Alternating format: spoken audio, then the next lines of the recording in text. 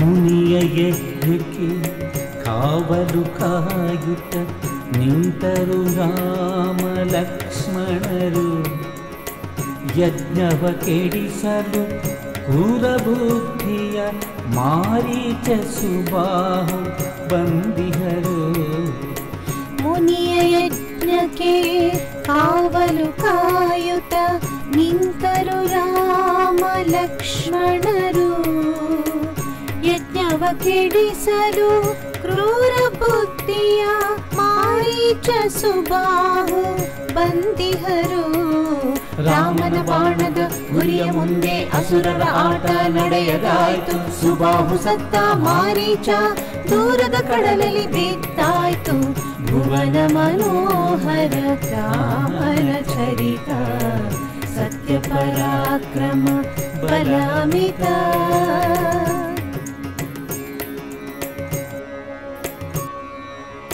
ದುಷ್ಟ ಸಂಹಾರ ಮುಗಿಯಲು ಮೂವರು ನಡೆದರು ಮಿಥಿಲೆಗೆ ಸಾಗಿ.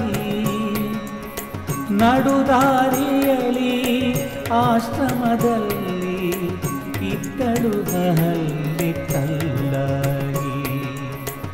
ದುಷ್ಟ ಸಂಹಾರ ಮುಗಿಯಲು ಮೂವರು ನಡೆದರು ಮಿಥಿಲೆಗೆ ಸಾಗಿ.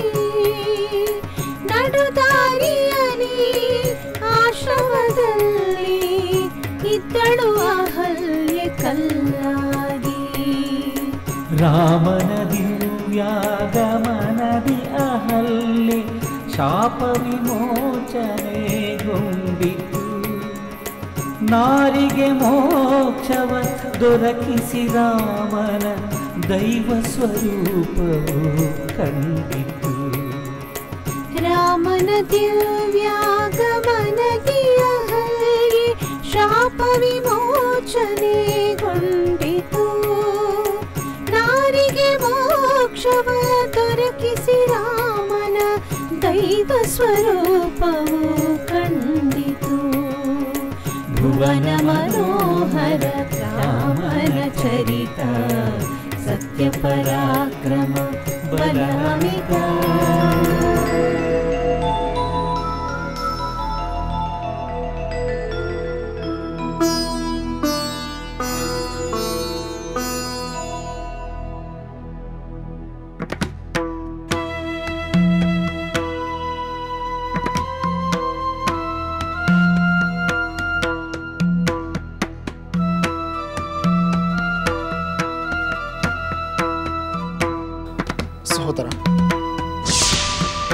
ಸಹೋದರ,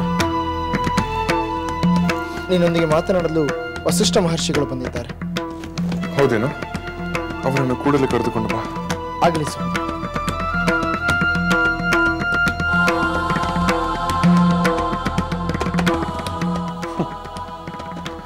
ಸೀತೆ, ನೀನು ಕುರ್ಲಗುರುವನ್ನು ಕಂಡಾಗೆಲ್ಲ ಅವರಿಗೆ ನಮಸ್ಕರಿಸಿ ಅವರ ಆಶೀರ್ವಾದವನ್ನು ಪಡೆಯುತ್ತಿದ್ದೆ. ಆದರೆ ಈಗ ಅವರನ್ನು ಕಾಣಲು ಆಗದಂತೆ ಕೇವಲ ಜಡ ಪ್ರತಿಮೆಯಾಗಿ ಕುಳಿತು ಬಿಟ್ಟಿರುವೆ.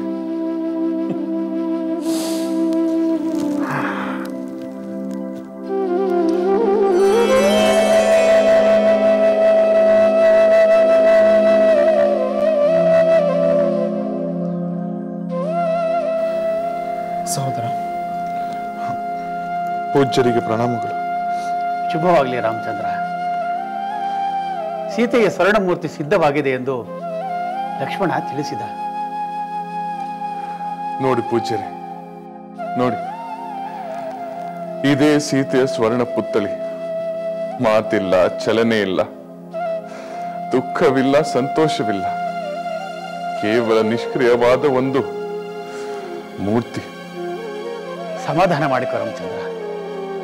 ಅಶ್ವಮೇಧ ಯಾಗವನ್ನು ಮಾಡಬೇಕೆಂದರೆ ಅನ್ಯ ಮಾರ್ಗವೇ ಇರಲಿಲ್ಲವಲ್ಲ? ಹೌದು ಪೂಜ್ಯರೇ, ಅನ್ಯ ಮಾರ್ಗವಿರಲಿಲ್ಲ. ನಿನ್ನ ಮನಸ್ಸಿಗೆ ಎಷ್ಟು ನೋವಾಗುತ್ತದೆ ಎಂದು ನನಗೆ ಗೊತ್ತು ರಾಮಚಂದ್ರ. ಆದರೆ ನಿನ್ನ ಸಂಕಲ್ಪ ಸಫಲವಾಗಲು ಗಮನ ಕೊಡಲೇಬೇಕಲ್ಲವೇ? ನಿಜ ಪೂಜ್ಯರೇ, ನಾನು ಯಾಗದ ಕಡೆಗೆ ಗಮನ ಕೊಡಬೇಕು. ನಿಮ್ಮ ಮಾರ್ಗದರ್ಶನದಂತೆಯೇ ನಡೆಯುತ್ತೇನೆ. ಈಗ ಅಶ್ವಮೇಧ ಕುದುರೆಯ ವಿಶೇಷ ಗುಣಲಕ್ಷಣಗಳನ್ನು ತಿಳಿಸಿದರೆ ನಾವು ಅಂತಹ ಕುದುರೆಯನ್ನೇ ಶೋಧಿಸುತ್ತೇವೆ. ಅಶ್ವಮೇಧ ಕುದುರೆಯು ಸ್ವಚ್ಛ ಬಿಳಿಯದಾಗಿರಬೇಕು.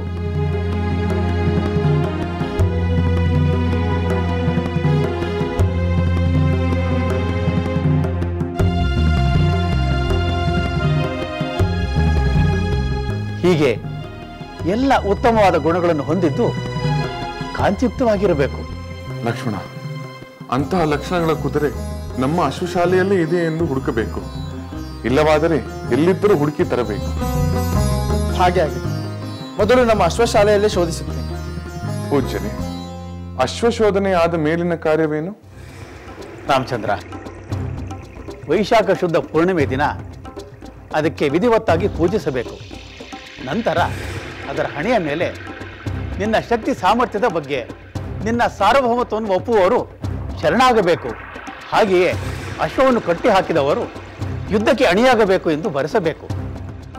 ಹಾಗೆ ಆಗಲಿ ಪೂಜ್ಯರೇ. ಆನಂತರ ಅದು ಯಜ್ಞದ ಅಶ್ವವಾಗಿ ಸಂಚಾರ ಹೊರಡುವುದು. ಅದರ ಬೆಂಗಾವಲಿಗೆ ನಿನ್ನ ಸೈನ್ಯ ಸಾಗಬೇಕು. ಅದನ್ನು ಯಾರಾದರೂ ಕಟ್ಟಿ ಹಾಕಿದರೆ ಅವರೊಡನೆ ಯುದ್ಧ ಮಾಡಿ ಅದನ್ನು ಬಿಡಿಸಿಕೊಂಡು ಬರಲು ಸಿದ್ಧರಾಗಿರಬೇಕು. ಯಾಗಕರ್ತೃವು ದೀಕ್ಷಾಬದ್ಧನಾಗಿ ಬ್ರಹ್ಮಚರ್ಯ ವ್ರತದಲ್ಲಿದ್ದು ಯಥೇಚ್ಛವಾಗಿ ದಾನ ಧರ್ಮಗಳನ್ನು ಮಾಡಬೇಕು. ಹಾಗೆ ಆಗಲಿ ಪೂಜ್ಯರೇ. ಒಂದು ಭಿನ್ನಹ. ಅದೇನು ಹೇಳು ರಾಮಚಂದ್ರ? ದಯಮಾಡಿ ತಾವೇ ನಮ್ಮ ಅಶ್ವಶಾಲೆಗೆ ಭೇಟಿ ಕೊಟ್ಟು ಅಲ್ಲಿ ತಾವು ಹೇಳಿದ ಲಕ್ಷಣಗಳ ಕುದುರೆ ಅಲ್ಲಿ ಇದೆಯೋ ಇಲ್ಲವೋ ಎಂದು ನೀವೇ ಹೇಳಿದರೆ ಒಳ್ಳೆಯದು. ಹಾಗೇ ಆಗಲಿ ರಾಮಚಂದ್ರ.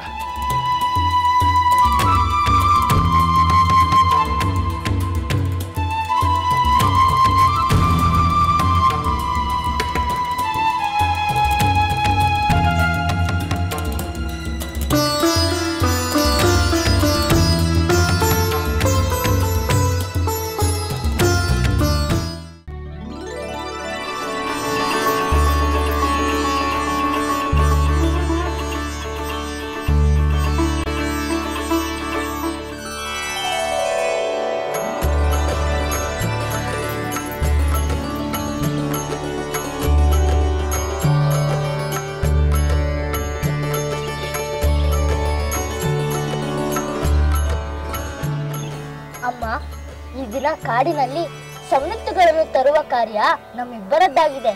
ನಾವು ಕಾಡಿನಲ್ಲಿ ಅಲೆದಾಡಿ ಸಮಿತ್ತುಗಳನ್ನು ತರುತ್ತೇವೆ. ಸಮಿತ್ತು ತರುವುದೇನೋ ಸರಿ, ಆದರೆ ಕಾಡಿನಲ್ಲಿ ಅಲೆದಾಡುವಾಗ ಎಚ್ಚರವಿರಲಿ. ಆತಂಕವೇಕಮ್ಮ. ನಮ್ಮ ಆಶ್ರಮದ ಸುತ್ತಮುತ್ತ ಇರುವ ಪ್ರಾಣಿಗಳೆಲ್ಲ ಸಾತ್ವಿಕವಾಗಿವೆ, ಸ್ನೇಹ ಭಾವದಿಂದಿವೆ. ಅದು ನಮ್ಮ ಗುರುಗಳ ತಪಸ್ಸಿನ ಮಹಿಮೆ. ಹೌದು ಮಕ್ಕಳೇ, ಗುರುಗಳ ತಪೋ ಮಹಿಮೆಯಿಂದ ಕ್ರೂರ ಮೃಗಗಳು ಸಾಧುಗಳಾಗಿವೆ. ಆದರೆ ಮೃಗಗಳ ರೂಪದಲ್ಲಿ ರಾಕ್ಷಸರು ಬಂದರೆ? ಈಗ ಯಾವ ರಾಕ್ಷಸರೂ ಇಲ್ಲಮ್ಮ. ಆ ರಾಮಚಂದ್ರ ಪ್ರಭುವೇ ಎಲ್ಲಾ ರಾಕ್ಷಸರನ್ನು ಸಂಹಾರ ಮಾಡಿದ್ದಾನೆ ಎಂದು ಗುರುಗಳು ಹೇಳಿದ್ದರಲ್ಲವೇ? ಅದು ಸರಿ ಮಕ್ಕಳೇ, ಆದರೆ ಈ ಬಿಲ್ಲು ಬಾಣಗಳನ್ನು ಏಕೆ ತೆಗೆದುಕೊಂಡು ಹೋಗಬೇಕು? ನಮಗೇನು ಇವುಗಳ ಅಗತ್ಯವಿಲ್ಲ. ಆದರೆ ನಾವು ಮಕ್ಕಳು ಎಂದು ಹಗುರವಾಗಿ ಭಾವಿಸಿ ದರ್ಪ ತೋರಿದರೆ, ಅವರಿಗೆ ನಮ್ಮ ಸಾಮರ್ಥ್ಯವನ್ನು ತೋರಿದರೆ ತಪ್ಪೇನು? ಬರೀ ಅಷ್ಟೇ ಅಲ್ಲ ಮಕ್ಕಳೇ, ನಿಮ್ಮ ಅಭಿಮಾನಕ್ಕೆ ಭಂಗ ಬಂದಾಗ ನೀವು ಪೂಜ್ಯ ಭಾವನೆ ಇರಿಸಿಕೊಂಡ ಯಾರನ್ನೇ ಅಪಮಾನಿಸಿದರೂ ನಿಮ್ಮ ಶಕ್ತಿ ಪ್ರದರ್ಶನವನ್ನು ಮಾಡಬಹುದು. ಅಂದರೆ ನಾವು ಬಿಲ್ಲು ಬಾಣಗಳನ್ನು ತೆಗೆದುಕೊಂಡು ಹೋದರೆ ತಪ್ಪಿಲ್ಲ ಅಲ್ಲವೇ? ತಪ್ಪಿಲ್ಲ.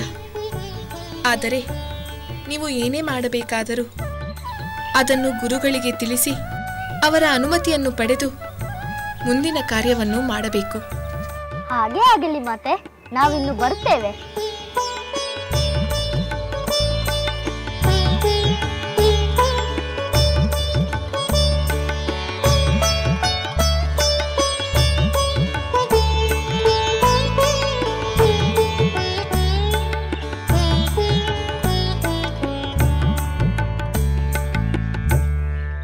ಗುರುದೇವ, ನೀವು ನಮ್ಮ ಅಶ್ವಶಾಲೆಯನ್ನು ನೋಡಿದಿರಲ್ಲವೇ? ಅಶ್ವಮೇಧ ಯಾಗಕ್ಕೆ ಸೂಕ್ತವಾದ ಲಕ್ಷಣಗಳ ಅಶ್ವ ಅಲ್ಲಿ ಇದೆಯೇ? ರಾಮಚಂದ್ರ, ನಿನ್ನ ಅಶ್ವಶಾಲೆಯು ಅತ್ಯುತ್ತಮ ಅಶ್ವಗಳಿಂದ ತುಂಬಿದೆ. ಎಲ್ಲವೂ ಉತ್ತಮ ವಂಶದ ಅಶ್ವಗಳಂತೆ ಶ್ರೇಷ್ಠವಾಗಿವೆ. ಎಲ್ಲವೂ ನನ್ನ ತಂದೆ ದಶರಥ ಮಹಾರಾಜರೇ ಮೊದಲಾದ ನಮ್ಮ ಹಿರಿಯರು ಗಳಿಸಿಟ್ಟ ಸಂಪತ್ತು ಪೂಜ್ಯರೇ. ಹೌದು ರಾಮಚಂದ್ರ, ರಘುವಂಶದ ಕೀರ್ತಿಯ ಒಂದು ಭಾಗ ಅವರ ಚದುರಂಗ ಸೇನೆ. ಕೆಂಪು, ಕಪ್ಪು, ಹೊಂಬಣ್ಣ, ಚಿತ್ರವರ್ಣದ ಅಶ್ವಗಳನ್ನು ಕಂಡು ನನಗೆ ವಿಸ್ಮಯವಾಯಿತು. ಗುರುದೇವ, ಅಶ್ವಮೇಧ ಯಾಗಕ್ಕೆ ಬೇಕಾದ ಕುದುರೆ ನಮ್ಮ ಅಶ್ವಶಾಲೆಯಲ್ಲಿ ಇದೆಯೇ? ನಿಜ ರಾಮಚಂದ್ರ, ನಾನು ಹೇಳಿದ ಸರ್ವ ಲಕ್ಷಣಗಳುಳ್ಳ ಹಲವಾರು ಅಶ್ವಗಳು ನಿನ್ನ ಅಶ್ವಶಾಲೆಯಲ್ಲಿವೆ. ಅವುಗಳಲ್ಲಿ ಒಂದನ್ನು ಆರಿಸೋಣ. ಆಗಲಿ ಗುರುದೇವ, ತಾವು ಸೂಚಿಸಿದ ಕುದುರೆಯನ್ನೇ ನಾನು ಯಾಗಕ್ಕೆ ಸಿದ್ಧಪಡಿಸುತ್ತೇನೆ. ರಾಮಚಂದ್ರ, ನೀನು ಆರಂಭ ಮಾಡಿರುವ ಈ ಅಶ್ವಮೇಧ ಯಾಗ ಸುಲಲಿತವಾಗಿ ನಿರ್ವಿಘ್ನವಾಗಿ ನೆರವೇರುವುದರಲ್ಲಿ ಯಾವ ಸಂದೇಹವೂ ಇಲ್ಲ. ರಾಮಚಂದ್ರ, ಹೀಗೆ ಹಲವಾರು ಯಜ್ಞ ಯಾಗಾದಿಗಳನ್ನು ಮಾಡಿ ಕೀರ್ತಿಶಾಲಿಯಾಗು. ಎಲ್ಲವೂ ತಮ್ಮ ಅನುಗ್ರಹ ಗುರುದೇವ. ಈ ಯಾಗಕ್ಕೆ ಅನ್ಯ ಮಹರ್ಷಿಗಳನ್ನು ಆಹ್ವಾನಿಸಬೇಕಲ್ಲವೇ? ಹೌದು, ಋಷಿ ಮುನಿಗಳು, ತಪಸ್ವಿಗಳು, ರಾಜ ಮಹಾರಾಜರು ಬಂದು ಸೇರಿದರೆ ಆ ಯಜ್ಞಕ್ಕೆ ಒಂದು ಕಳೆ. ನಾನು ನನ್ನ ಶಿಷ್ಯರ ಮೂಲಕ ಋಷಿ ಮುನಿಗಳನ್ನು, ವಿಪ್ರರನ್ನು, ತಪಸ್ವಿಗಳನ್ನು ಕರೆಸುತ್ತೇನೆ. ಗೋದಾನ, ಭೂದಾನ, ಸುವರ್ಣದಾನ ಯಥೇಚ್ಛವಾಗಿ ಸಾಗಲಿ. ರಾಮಚಂದ್ರ, ನಾನಿನ್ನು ಹೊರಡುತ್ತೇನೆ. ಮತ್ತೆ ಬಂದು ಯಜ್ಞ ಭೂಮಿಯನ್ನು ಆಯ್ಕೆ ಮಾಡಿ ಯಜ್ಞಕುಂಡದ ರಚನೆಯ ಬಗ್ಗೆ ವಿವರಿಸುತ್ತೇನೆ. ಧನ್ಯೋಸ್ಮಿ ಗುರುದೇವ, ಧನ್ಯೋಸ್ಮಿ. ಶುಭವಾಗಲಿ.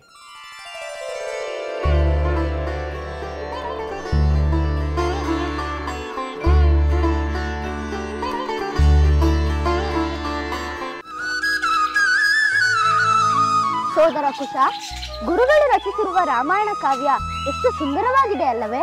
ಹೌದು ಸೋದರ, ಅದು ಬಹಳ ಸುಂದರವಾದ ಕಾವ್ಯ. ಅವರು ವರ್ಣಿಸಿರುವ ಶ್ರೀರಾಮನ ಮಹಿಮೆಯು ವಿಶೇಷವಾಗಿದೆ. ಇಲ್ಲವಾದರೆ ವಿಶ್ವಾಮಿತ್ರ ಮುನಿಗಳು ಅವರನ್ನು ತಮ್ಮ ಜೊತೆಯಲ್ಲೇ ಕರೆದೊಯ್ಯುತ್ತಿದ್ದರೆ, ತಮ್ಮ ವಿದ್ಯೆಯನ್ನೆಲ್ಲ ಅವನಿಗೆ ದಾರಿ ಎರೆಯುತ್ತಿದ್ದರೆ, ಮಿಥಿಲೆಯ ಜನಕರಾಜನ ಅರಮನೆಯಲ್ಲಿ ಅಪಾರ ಮಹಿಮೆಯ ಶಿವಧನುಸ್ಸನ್ನು ಭಂಗಿಸುವುದೇನು ಸಾಮಾನ್ಯವೇ? ಅದರ ಪರಿಣಾಮವಾಗಿ ಸ್ವಯಂವರದಲ್ಲಿ ಸೀತಾದೇವಿಯು ಅವನನ್ನು ವರಿಸಿದಳು. ಹೌದು ಲವ, ಶ್ರೀರಾಮನು ಅಸಮಾನ ಪರಾಕ್ರಮಿ ಮಾತ್ರವಲ್ಲದೆ ಸದ್ಗುಣವಂತನೂ ಆಗಿದ್ದಾನೆ.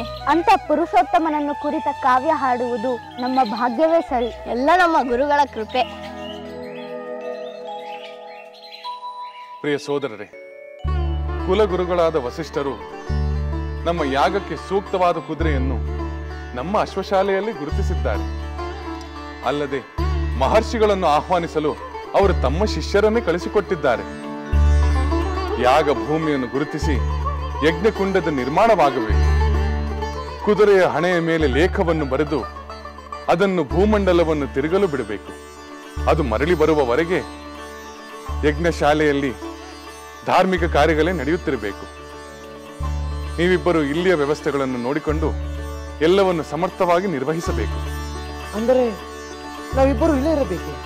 ಹೌದು ಲಕ್ಷ್ಮಣ, ದೇಶ ದೇಶಗಳಿಂದ ರಾಜರು, ಸಾಧು ಸಂತರು, ಮುನಿಗಳೆಲ್ಲರೂ ಆಗಮಿಸುತ್ತಾರೆ. ಅವರಿಗೆ ಯಾವ ಕೊರತೆಯೂ ಆಗದಂತೆ ನೀವು ನೋಡಿಕೊಳ್ಳಬೇಕಲ್ಲವೇ? ಅದು ಸರಿ ಸೋದರ, ಆದರೆ ನಾವಿಬ್ಬರು ಇಲ್ಲಿಯೇ ಉಳಿದುಕೊಂಡರೆ ಯಜ್ಞಾಶ್ವದ ರಕ್ಷಣೆಗೆ ಹೋಗುವವರು ಯಾರು? ಚಿಂತಿಸಬೇಡ ಭರತ. ಮಧುಪುರಿಯಿಂದ ಶತ್ರುಘ್ನ ಬರುತ್ತಾನೆ. ಅವನೇ ಯಾಗದ ಕುದುರೆಯ ರಕ್ಷಣೆಗೆ ಹೋಗಲಿ. ಅಲ್ಲಿಂದ ಕರೆಸಿ ಕುದುರೆ ಹಿಂದೆ ಕಳಿಸುವುದೇ? ಲಕ್ಷ್ಮಣ, 14 ವರ್ಷ ವನವಾಸದಲ್ಲಿ ನೀನು ನನ್ನ ಜೊತೆಯಲ್ಲೇ ಇದ್ದೆ. ಭರತ ನಂದಿ ಗ್ರಾಮದಲ್ಲಿದ್ದು ರಾಜನ ಕರ್ತವ್ಯ ನಿರ್ವಹಿಸಿದ. ಶತ್ರುಘ್ನ ತಾನು ಅಂತಹ ಒಂದು ಮಹತ್ವದ ಸೇವೆ ಮಾಡಬೇಕೆಂದು ಕಾತರನಾಗಿದ್ದಾನೆ. ಅವನೇ ಈ ಕರ್ತವ್ಯವನ್ನು ಮಾಡಲಿ. ಅದರಿಂದ ಅವನಿಗೆ ಸಂತೋಷ ದೊರೆಯುತ್ತದೆ. ಭರತ, ಶೀಘ್ರಗಾಮಿಗಳಾದ ಸವಾರರನ್ನು ಕಳಿಸಿ ಶತ್ರುಘ್ನ ಕೂಡಲೇ ಬರುವಂತೆ ಸಂದೇಶ ಕಳಿಸು. ಹಾಗೆ ಆಗಲಿ ಸೋದರ. ಲಕ್ಷ್ಮಣ, ಇನ್ನೊಂದು ಮುಖ್ಯ ಕಾರ್ಯವಿದೆ. ಏನು ಹೇಳಿ ಸಹೋದರ? ನಮ್ಮ ಈ ಮಹತ್ ಕಾರ್ಯದಲ್ಲಿ ನಮ್ಮ ಮಿತ್ರರಾದ ವಾನರರು ಮತ್ತು ವಿಭೀಷಣ ಭಾಗವಹಿಸುವುದು ನಮಗೂ ಸಂತೋಷ, ಅವರಿಗೂ ಆನಂದ. ಆದ್ದರಿಂದ ವಾನರೇಂದ್ರ ಸುಗ್ರೀವ ಮತ್ತು ದಾನವೇಂದ್ರ ವಿಭೀಷಣರಿಗೆ ನೀವು ಕೂಡಲೇ ಬರುವಂತೆ ಸಂದೇಶ ಕಳಿಸಿ. ಹನುಮಂತ, ಅಂಗದ ಎಲ್ಲರೂ ಬರಲಿ. ಹಾಗೆ ಆಗಲಿ ಸಹೋದರ. ನಾನು ಈ ಕೂಡಲೇ ಲಂಕೆಗೆ ಮತ್ತು ಕಿಷ್ಕಿಂಧೆಗೆ ದೂತರನ್ನು ಕಳಿಸುತ್ತೇನೆ. ಭರತ, ಕೇಕೆಯ ಮಿಥಿಲೆಯ ನಮ್ಮ ಬಂಧು ಬಾಂಧವರನ್ನು ನಮ್ಮ ಯಾಗಕ್ಕೆ ಆಹ್ವಾನಿಸುವ ಕಾರ್ಯವನ್ನು ನೀನು ಮಾಡಿ. ಆಗಲಿ ಸೋದರ. ಇನ್ನು ಮುಂದೆ ನಮ್ಮ ಕುಲಗುರುಗಳಾದ ವಸಿಷ್ಠ ಮಹರ್ಷಿಗಳ ಮಾರ್ಗದರ್ಶನದಂತೆ ನಾವು ನಡೆದುಕೊಳ್ಳಬೇಕಾಗಿದೆ.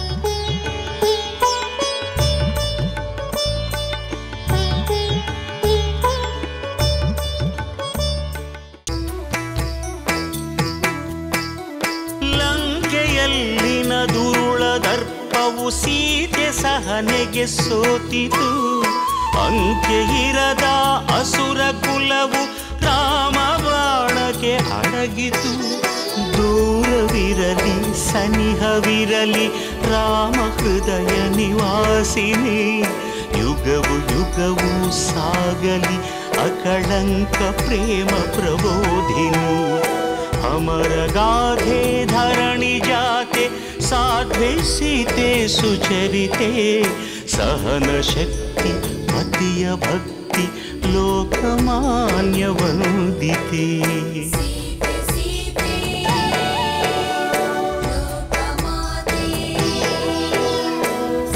ರಾಮ ಹೃದಯ ನಿವಾಸಿನಿ ಅಕಳಂಕ ಪ್ರೇಮ ಪ್ರಬೋಧಿನಿ. ಸೀತೆ